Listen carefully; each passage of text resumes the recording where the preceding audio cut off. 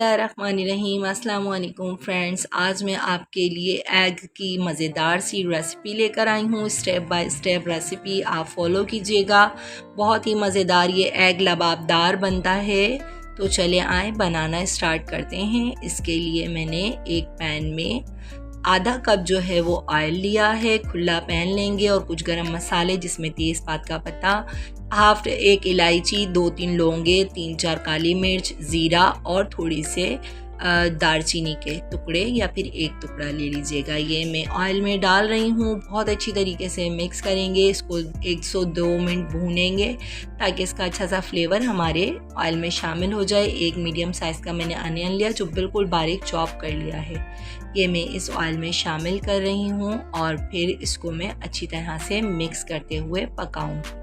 हमें प्याज को बहुत ज़्यादा ब्राउन नहीं करना है, हल्का सा कलर देना है और बस ये कलर जब तक के आएगा तब तक हम इसको कुक करेंगे। इसके साथ ही मैं इसमें कुछ और स्पाइसेस शामिल करूँगी जो मैं आपको आगे बताऊँगी। ये इतना मज़ेदार एग का लबाबदार बनता है कि आप लोग एक बार बनाएंगे तो नेक्स्ट टाइम आप इसी तरह से एग की रेसिपी बनाएंगे।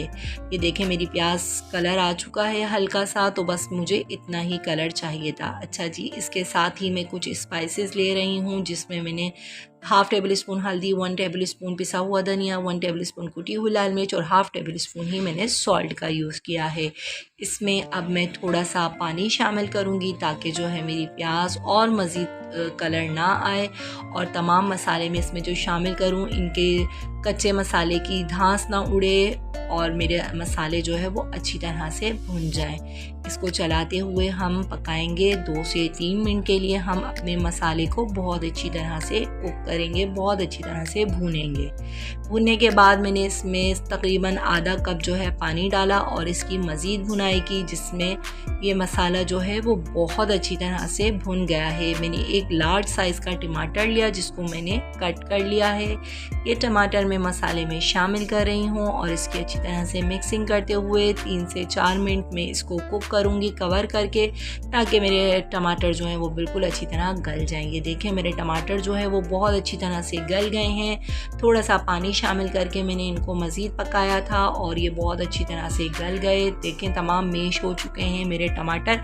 आप चाहें तो इसका पेस्ट बनाकर भी डाल सकते हैं। हाफ़ कप मैंने अगेन पानी डाला है और इसमें इस मसाले को अच्छी तरह से कुक करूँगी। 2 से 3 मिनट हम मज़ीद पकाएंगे। अब ये तेज़पात के पत्ते का काम जो है ख़त्म हो गया, इसलिए मैंने ये पत्ता रिमूव कर दिया, हटा दिया है।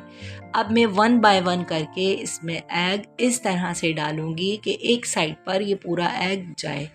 हमें बीच में या फिर इसको तोड़कर फेंट कर नहीं डालना। इस लबाबदार की खूबसूरती और मज़ा इसी में है कि एग जो है वो एक साइड पर इस तरह से हम डालते जाएंगे। 1 बाय 1 करके मैंने 3 एग्स का इस्तेमाल किया है। आप चाहें जितने एग्स जितने बड़े पैन में जितना ग्रेवी के साथ बनाना चाहें आप बना लीजिएगा।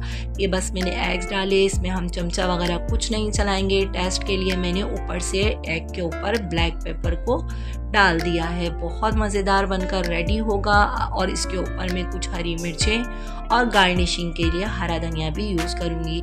हरा धनिया और अंडे का कॉम्बिनेशन आपको पता है बहुत ही मज़ेदार है और ख़ूबसूरती और टेस्ट में दोनों में ही बहुत मज़े का लगता है। तो जनाब मेरी रेसिपी आपको पसंद आ रही है तो प्लीज़ मेरे चैनल को लाइक सब्सक्राइब कर दीजिए, बेल आइकॉन को प्रेस कर दीजिए। ये 2 से 3 मिनट जो है मैंने कवर करके पकाया है अपने अंडों को और ये देखें माशाल्लाह माशाल्लाह से कितने खूबसूरत से ये पककर रेडी हो गया। बिल्कुल चमचा वगैरह कुछ नहीं चलाना है। 3 से 4 मिनट के लिए कवर कर कर हमें बिल्कुल स्लो फ्लेम पर इसको पकने के लिए रख दिया था। तो देखें माशाल्लाह से ये कितने अच्छे से खूबसूरती के साथ बनकर रेडी हो गए हैं। मैं आपको ये डिश आउट कर कर दिखाती हूँ। इसका एक पोर्शन लेंगे हम और उसको अपने प्लेटर में निकालेंगे और मज़ेदार सी ग्रेवी के साथ ये हमारा एग लबाबदार जो है बनकर रेडी हो गया। उम्मीद है आप लोगों को मेरी रेसिपी पसंद आएगी। कमेंट्स में मुझे ज़रूर बताइएगा आपको मेरी रेसिपी कैसी लगी। चलती हूँ, नेक्स्ट वीडियो में मुलाकात होगी। अल्लाह हाफिज़।